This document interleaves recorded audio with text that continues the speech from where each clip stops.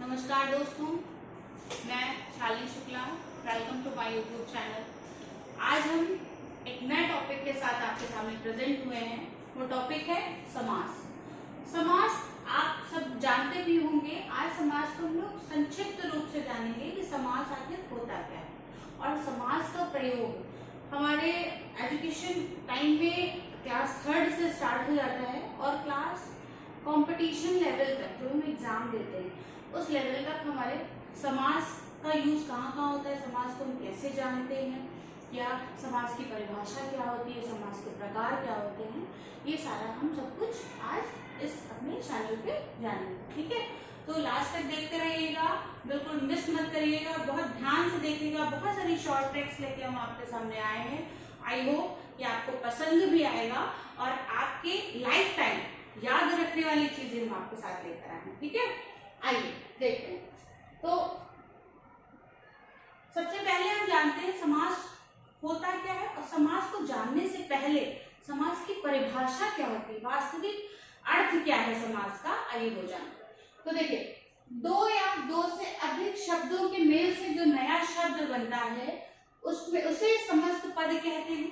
ठीक है, दो या दो से अधिक शब्दों के मेल से जो नया शब्द बनता है उसे हम समस्त पद कहते हैं। इस मेल की प्रक्रिया को हम समास कहते हैं। ये जो मेल होता है इस प्रक्रिया को हम क्या कहते हैं, समास कहते हैं। समास होने पर बीच की विभक्तियों, शब्दों तथा और आदि अव्ययों का क्या हो जाता है, लोप हो जाता है। जैसे देखिए, गंगा जल, तो जब इसका हम विग्रह करते हैं तो हमें इसमें शब्द यानी कि का, किसका और विभक्तियां, जो चीजें इसका पता चलता है। जैसे कि देखिए, गंगा जल यानी कि गंगा का जल। ठीक है, ये हमारा दो या दो से अधिक शब्दों का जो मेल हुआ और जब इसका हमने विग्रह किया तो वास्तविक जो अर्थ था वो पता चलता है। ठीक है, अब समास के भेद कितने होते हैं, अब हम इस पे बात करते हैं कि समास के भेद कितने होते हैं। तो समास के भेद जानने से पहले, जैसा कि मैंने आपको बोला ना कि कुछ शॉर्ट ट्रिक्स हम लोग जान लेते हैं, तो उससे क्या होता है, हमें हमारे लर्निंग प्रोसेस में हमें आसानी मिल जाती है। ठीक है, हमें समझने में आसानी मिल जाती है। जैसे कि देखो, आपके लिए एक छोटी सी शॉर्ट ट्रिक लेके आए, इसको माइंड में अपने बैठा लीजिए तो ये आपको लॉन्ग लाइफ काम देगी। ठीक है, हमारी शॉर्ट ट्रिक जो है वो है अब तक दादा छह समास। ठीक है, क्या है, अब तक दादा छह समास। तो ये हमें क्लियर हो रहा है कि हमारे समास के जो प्रकार है वो कितने हैं, 6। कभी क्वेश्चन आता है कि समास के प्रकारों का वर्णन कीजिए, तो आप बताएंगे कि हमारे 6 प्रकार के समास होते हैं। अब होते कौन कौन से हैं, तो सबसे पहले जानते हैं आज से क्या होता है, अव्ययी भाव समास। क्या कहलाता है, अव्ययी भाव समास। ठीक है, दूसरा आपको क्या होता है, बा से बहुव्रीहि समास। बा से क्या होता है, बहुव्रीहि समास। ठीक है, इसको आप अपने माइंड में रखेंगे। ठीक है, बहुव्रीहि समास। फिर जो ता है, इससे हम तत्पुरुष समास को याद रखेंगे। तो का है आपका, वो क्या कहलाता है, कर्मधारय समास। क्या कहेगा, कर्मधारय समास। फिर आपके ये जो दो दादा, अब तक दादा 6 समास, यानी कि जो दो हैं, तो एक आपका होता है द्विगु समास और जो लास्ट का दा बचा वो आपका क्या हो गया, द्वंद्व समास। तो इससे आप ये पहचान गए कि हमारे 6 समास होते हैं। पहला होता है अव्ययी भाव समास, दूसरा होता है बहुव्रीहि समास, तीसरा होता है तत्पुरुष समास, चौथा होता है कर्मधारय, पांचवा होता है द्वंद्व समास और छठा होता है द्विगु समास। यानी कि हमारे 6 समास होते हैं। ठीक है, अब हम आगे चलते हैं।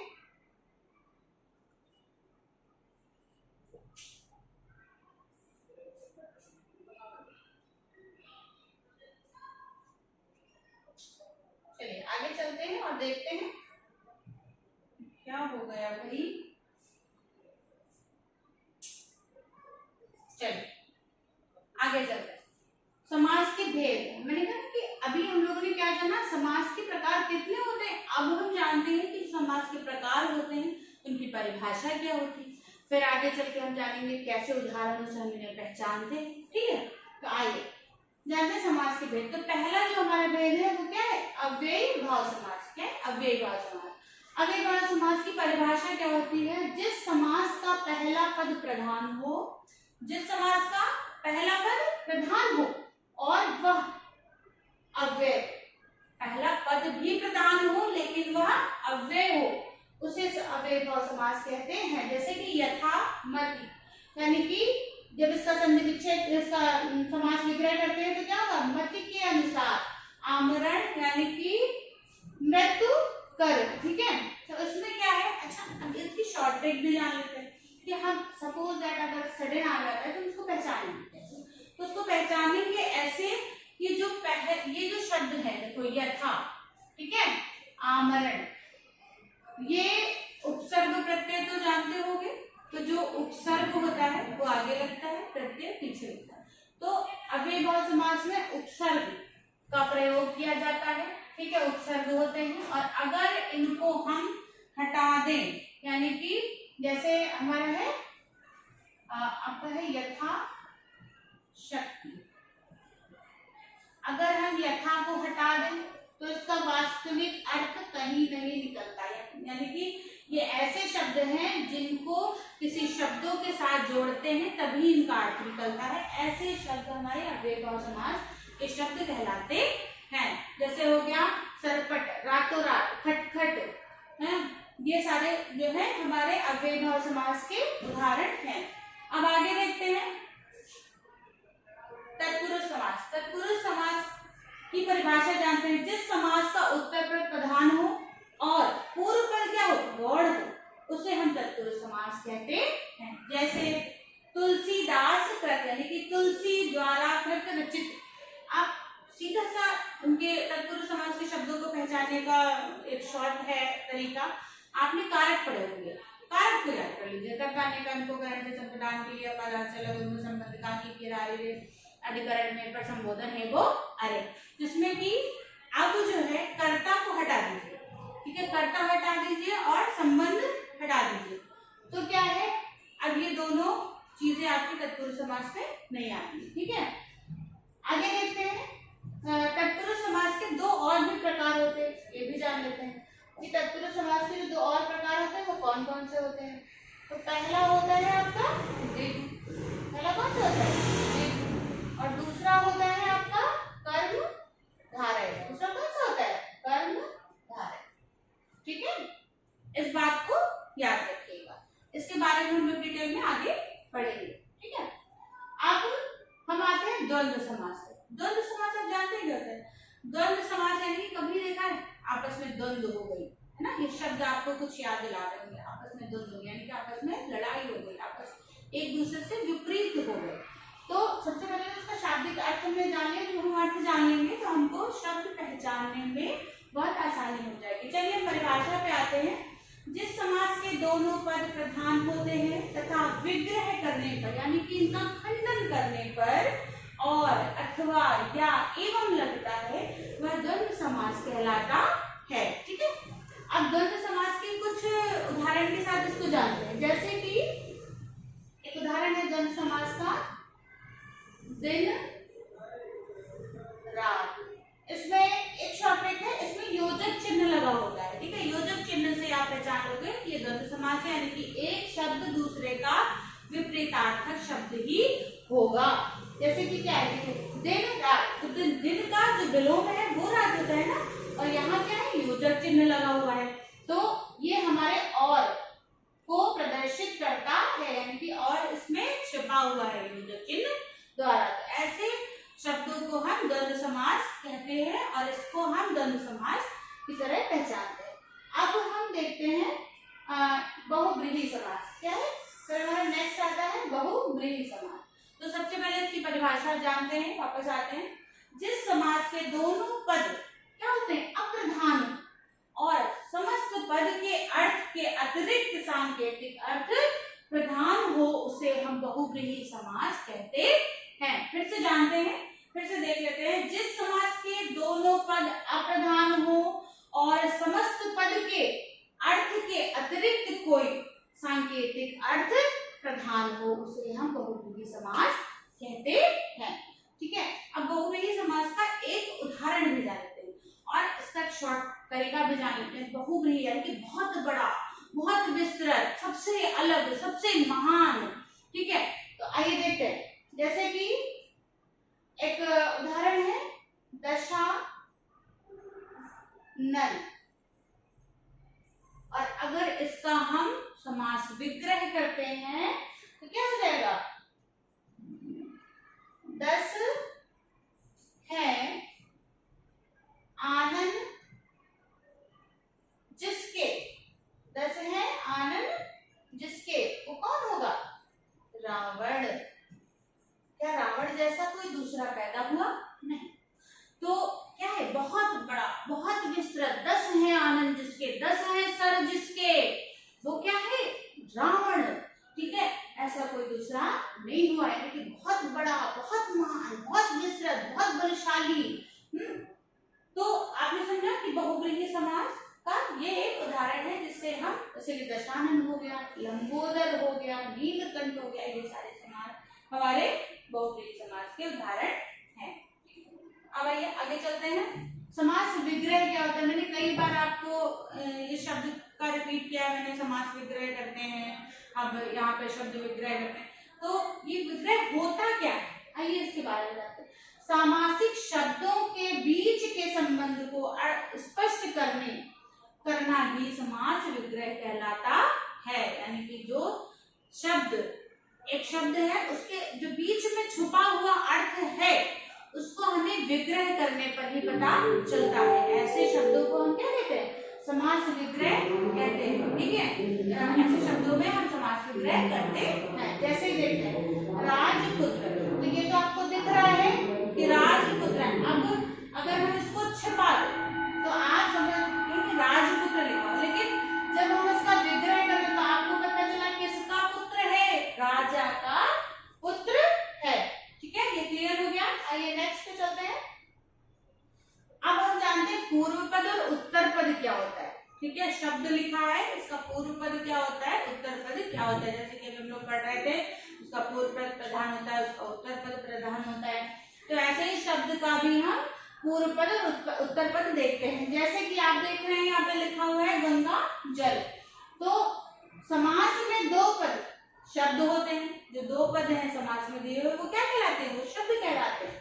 पहले पद को पूर्व पद और दूसरे पद को हम क्या कहते हैं? उत्तर पद कहते हैं। जैसे कि गंगा जल, तो पहला जो शब्द हो गया वो क्या कहलाएगा? पूर्व पद कहलाएगा। और जो है जो जल है हमारा, वो हमारा क्या कहलाएगा? उत्तर पद कहलाएगा। आपको इस पर डिफाइन भी हो रहा है, आप देख सकते हैं। गंगा क्या है? हमारा पूर्व पद है और जल हमारा उत्तर पद कहलाता है। आइए नेक्स्ट पे चलते हैं। अब अव्ययभाव समास तो मैंने आपको डिफाइन किया, अब उसके कुछ उदाहरण देख लेते हैं। जैसे मैंने आपको बताया, जो पहला शब्द है अगर उसको हटा दिया जाए तो वो निरर्थक हो जाता है, वो अर्थविहीन हो जाता है, उसका कोई भी अर्थ नहीं निकलता। तो आइए देखते हैं। जैसे आजीवन, पहले इसको एक बार समझ लेते हैं। इसमें समस्त पद अव्यय बन जाता है, अर्थात समास होने के बाद उसका रूप कभी नहीं बदलता है। इसके साथ विभक्ति चिन्ह भी नहीं लगता है। ये याद रखिएगा कि इसके साथ कोई विभक्ति चिन्ह का प्रयोग नहीं किया जाता। जैसे आजीवन, तो ये है ना, अगर इसको हटा दें तो शब्द नहीं निकलेगा। इसे आजीवन यानी कि जीवन भर। यथा सामर्थ्य, सामर्थ्य के अनुसार। यथा विधि, विधि के अनुसार। यथा कर्म, कर्म के अनुसार। भर पेट यानी कि पेट भरकर। हर रोज यानी कि रोज रोज। ठीक है। तत्पुरुष समास, तत्पुरुष समास जिस समास का उत्तर पद प्रधान हो और पूर्व पद क्या हो, मैंने आपको पहले भी बताया कि जो उत्तर पद आपका प्रधान होता है, जो पूर्व पद होता है वो क्या होता है? गौड़ हो, उसे तत्पुरुष समास कहते हैं। जैसे तुलसीदास कृत यानी कि तुलसी द्वारा कृत रचित। तो मैंने आपको बताया था कि जानने के लिए हमें क्या है, सबसे पहले हमें कारक याद होने चाहिए, ठीक है, और उससे हमें आसानी होगी ऐसे शब्दों को पहचानने में। ज्ञानतत्व, विग्रह में जो कारक प्रकट हो उसी कारक वाला वह समास होता है। इसमें भी बहुत सारे प्रकार होते हैं, जैसे नई तत्पुरुष होता है और बहुत सारे होते हैं, उसको हम लोग आगे चल के आगे वाले वीडियो में डिफाइन करेंगे, ठीक है।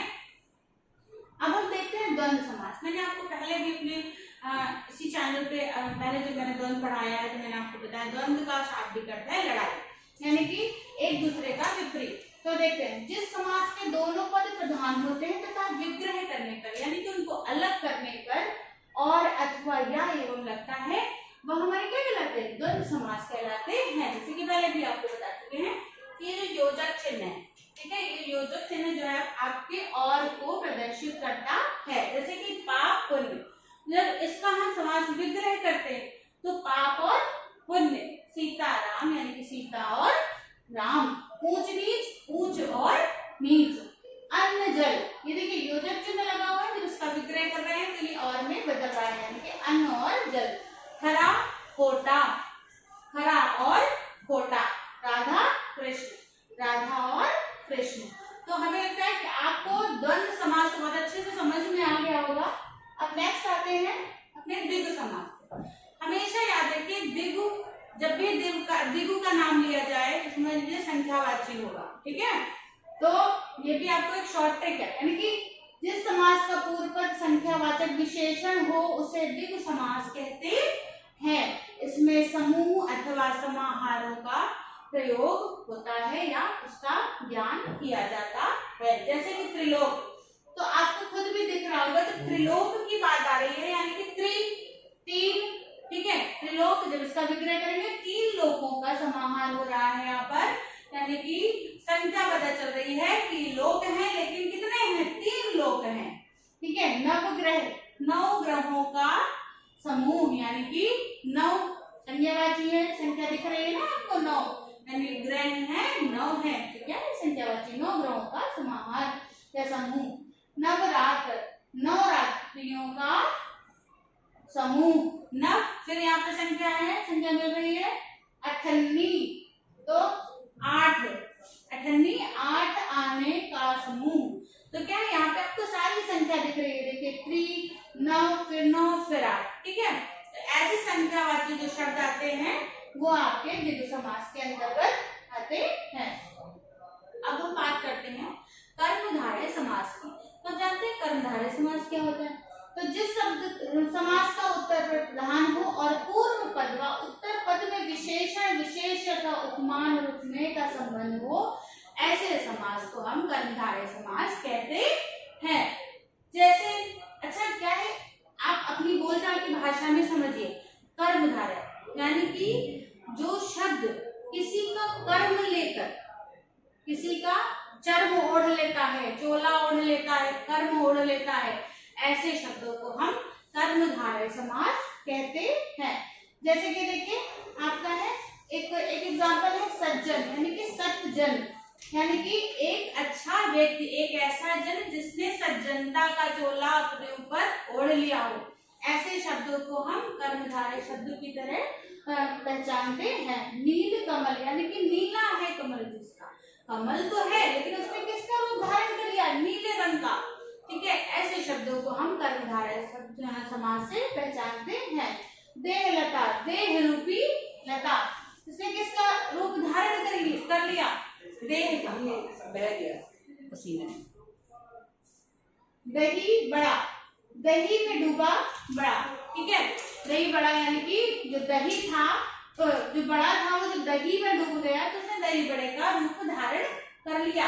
पीतांबर, पीला है अंबर जिसका पीत वस्त्र, तो पीतांबर यानी कि पीला अंबर, ठीक है। वस्त्र की बात कर रहे हैं, वो वस्त्र किसी ने ओढ़ लिया तो पीतांबर, तो आप सब जानते होंगे कौन होते हैं, तो इसको कमेंट बॉक्स में जरूर बताइएगा पीतांबर किसको कहते हैं, ठीक है।